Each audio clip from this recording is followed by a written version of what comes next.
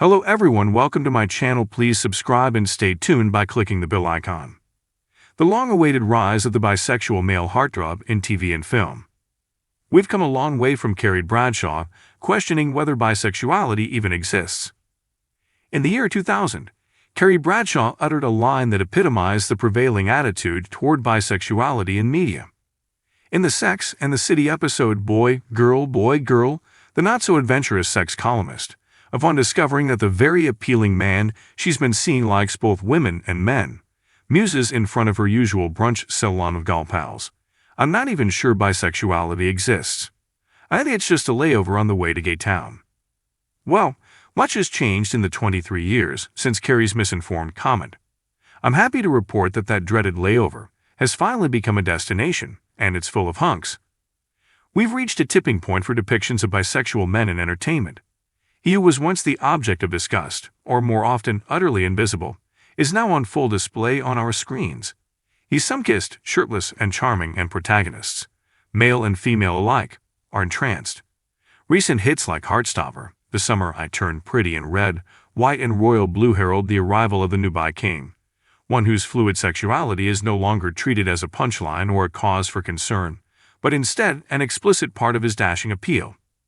The second season of Heartthrob, Netflix's coming-of-age rom-com about two young men who fall in love, brings back Kit Connor's Nick Nelson, a soft-spoken rugby captain with perfectly coiffed strawberry blonde hair.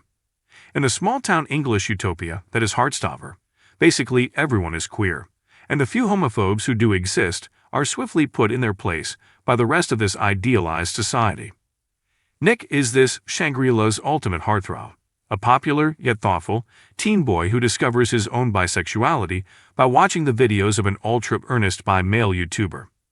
Nick comes into his own via tender chats with his mom, a congenial Olivia Colman, and secret makeouts with his boyfriend Charlie. Season 2 sees him taking some gentle steps out of the closet, sharing with others the personal news that he's bisexual. These declarations are never met with scorn or disdain. Instead, the other characters embrace his vulnerability and become even closer because of it. The Summer I Turned Pretty, an Amazon Prime Video drama series based on YA author Jenny Han's trilogy of novels, showcases a fraught love triangle between one girl and a pair of brothers, set against the backdrop of a picture-perfect idyllic New England beach town.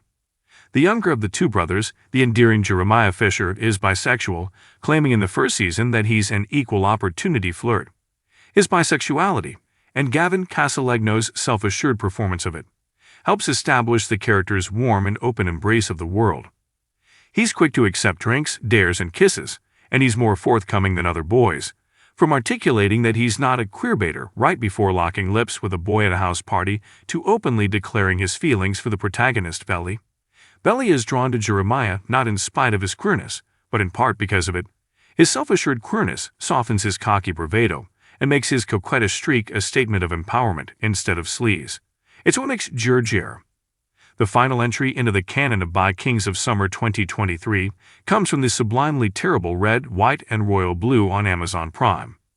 Based on Casey McQuiston's smash-hit romance novel, the film follows the bisexual son of America's first woman president as he has a steamy covered affair with a British prince. Even Taylor Zachar Perez's somewhat bumbling and unconvincing performance can't diminish the character Alex Claremont Diaz's lovely bi-himbo light. He's got mile-long eyelashes, a chiseled torso straight out of a Marvel movie, and a ridiculous scene of a half-dozen women taking turns stealing a New Year's kiss from him, just before his first make-out with the prince. Where TV and film used to gawk with suspicion at male bisexuality, or use it as a tedious teaching moment, Red, White, and Royal Blue unabashedly offers Alex up as someone to be lusted after. In the delusional fantasy of a film that imagines that the state of Texas could one day vote blue, he is a Prince Charming, only he's not just looking to get to this kind of portrayal. In 2018, television critic Caroline Frank assessed the bisexual representation revolution on television, analyzing the surprisingly delightful queer arcs of beloved characters like Stephanie Beatriz as Rosa Diaz on Brooklyn Nine-Nine and Yael Groblas Petra Solano on Jane the Virgin. But Frankie's analysis showed little comparable advancement for bi men's representation. She wrote, "Bisexual men are still so rare on television that when I put out a call for opinions on bi representation, my inbox was flooded with frustrated bi men grasping at straws for decent examples. when bi-women characters were finally shaking off their hypersexualized, villainous, stereotype-ridden baggage, bi-men remained absent. Over the years, more examples finally began to crop up, but they were often relegated to the margins of desirability. The very prospect of male bisexuality was wholly unalluring to the characters around them. Across different networks, the bisexual man also became a useful plot device for illuminating the regressive, or even just persnickety, sexual mores of a straight woman. In 2016, we saw Insecure's Molly, Yvonne Orji, abandon a promising romance upon learning about his past sexual exploration with men. In 2017, a bi-male love interest for the titular character in Jane the Virgin became little more than an opportunity for our leading lady to evolve politically through a cloying didactic exchange that involved the guy having to clarify that their relationship was not a stop on his way to coming out as gay. Carrie's legacy lives on, damn her. Fortunately, other examples at the time didn't stink quite so much of bi after-school special. The whimsical musical Fantasia Crazy Ex-Girlfriend was home to one of the most tender depictions of male bisexuality in Daryl, a late bi-bloomer attorney played with energetic glee by Pete Gardner. But although Daryl, who was declared television's most darling bisexual, culture critic E. Alex Jung, was sweet, and his big solo coming-out song, Gettin' By, instantly became beloved in the sexually fluid corners of the internet, the character was still marked by a hint of sexlessness, prompting a feeling of awe more than any sparks. A similar story can be told about David Rose, Dan Levy, on Schitt's Creek, a wonderful character in many ways, but one whose prickly particularities left him more coded as a best friend than a love interest. The third season of Netflix's Sex Education, back in 2021, took male bisexuality seriously, granted only after the bi character in question spearheaded a nasty homophobic bullying campaign against his future love interest. But it wasn't until this summer that the bi-man seems to have reached full hunk potential in mainstream media. Nick Jeremiah Alex, they follow a grand tradition of rom-com and teen drama heroes. There's a simple formula to this type of character. He has to be commanding and athletic, seductive yet loyal, mushy about love and fearless in the face of the often silly forces working to keep him from his love interest. Whether it's Nick claiming responsibility for Charlie's hickey in a tense game of spin the bottle, Jeremiah getting a classic long-awaited, music-swelling makeout, or Alex storming the damn palace to declare his love, these characters are finally checking those essential boxes. It's not lost on me that these three examples are all made for adolescent audiences.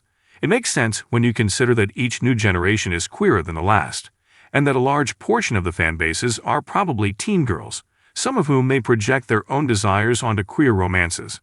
But this fact makes the bisexual hunk that much more exciting, and maybe even radical to me. Young people, including some straight ones, observe the casual embrace of a bi-male hero's queerness, and they refuse to see it as a catch.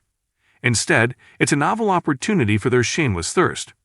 In this moment of extreme demonization of queerness, these corny, soft-hearted, commercially successful depictions of unrestrained male bisexuality feel more welcome than ever. It's worth mentioning that this month, angry residents in Marion County, Mississippi, got the Heartstopper book series pulled from a public library shelf. Of course, I'm ready for the bi-man to become quite a bit messier. The ladies are already there, on the road to portraying the full dimensionality and plurality of bi and queer characters on screen. But in the meantime, the monosexual king is dead. Long live the bi king. If you liked the video, don't forget to like, comment, and share.